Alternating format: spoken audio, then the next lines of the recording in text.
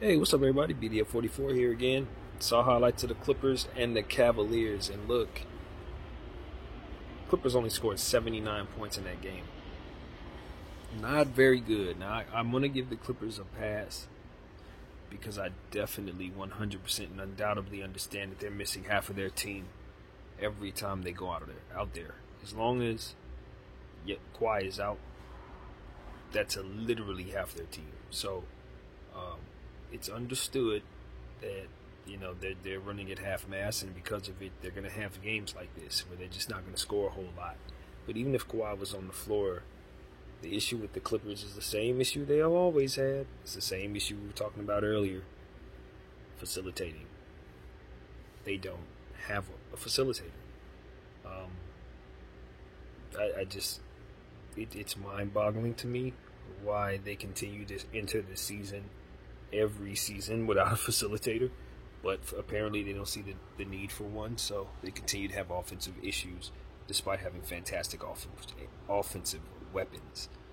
Um, I thought they had found a solution to some of their facilitating issues by running things through Hartenstein, like he's sort of like a poor man's Jokic, but apparently they kind of went away from that.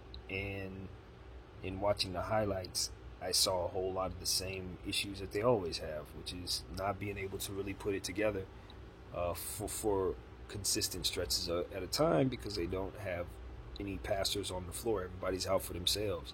You bring in Eric Bledsoe. Eric Bledsoe's a nice Swiss Army knife. He does a lot of things for you, including getting assists, but he's not a facilitator. He thinks score first. And he's really not even a scoring player like that. He's just kind of, like I said, a Swiss Army knife who kind of complements everybody else. And if the energy's high, he can do a lot for you. If he's feeling real good, he'll fill up the box score. But you're not looking at him to kind of be your facilitator. Luke Kennard, a weapon, shooting weapon. Paul George, shooting weapon. As much as you love Paul George, two-way superstar, MVP caliber player, he's not making others better.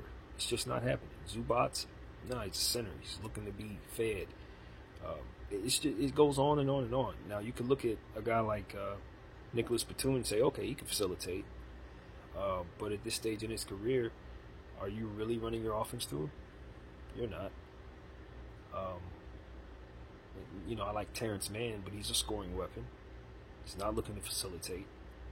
They don't have anyone that does that. And so you're going up against a team like Cleveland, who has facilitators everywhere and length to defend you everywhere. It was not a surprise to see them get their hat brought to them by a good Cleveland Cavaliers team. I've been talking about Cleveland all summer because I know that once they put Evan Mobley and Jared Allen together, that things would never be the same. You can't possibly have that type of defensive presence and have it not translate to victories.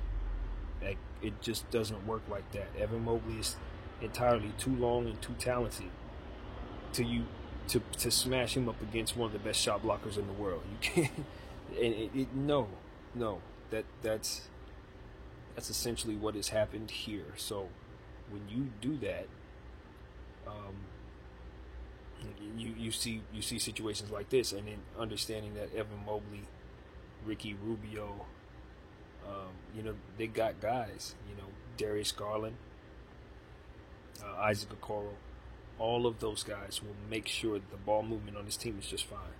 They're not going to have those issues, And when a guard sits down, another one comes in. Colin Sexton happened to be the guy who had the energy tonight. He's coming back from injury.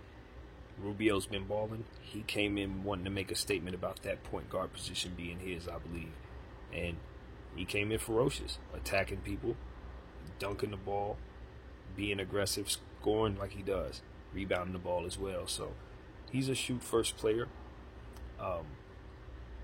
who has a lot of killer instinct. I'm a big fan of him. And because they have Ricky Rubio on the team, now he can just do what he does rather than think about facilitating. And then you look at Darius Garland, who can do both, who's a fantastic ball handler, Kyrie Irving type guy, who can basically shoot the lights out So you got him out there who can play make, who's a natural facilitator himself, even though he's a scorer first. He's probably the closest thing to it next to Rubio at that point guard position. So you got all these different guys who can do these things. And it's just like, if they just had one of those players, if Cleveland would just give them Ricky Rubio, you would see an entirely different basketball floor. Like, it's that simple.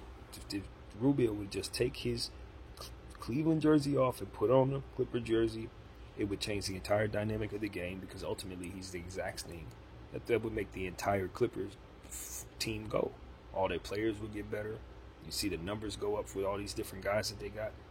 As long as they don't have that player, these useless weapons that they have are just going to continue to decrease in value, you know? And that's what I've been preaching all day. And we saw a prime example of that tonight with the Cleveland Cavaliers hammering home the Clippers on their own home court with Paul George on the floor. So it's not Paul's fault. He just needs a point guard. That's it. So, yeah, I think, you know, it's kind of tough, because I would love to see them get like a John Wall, but they can't afford his contract.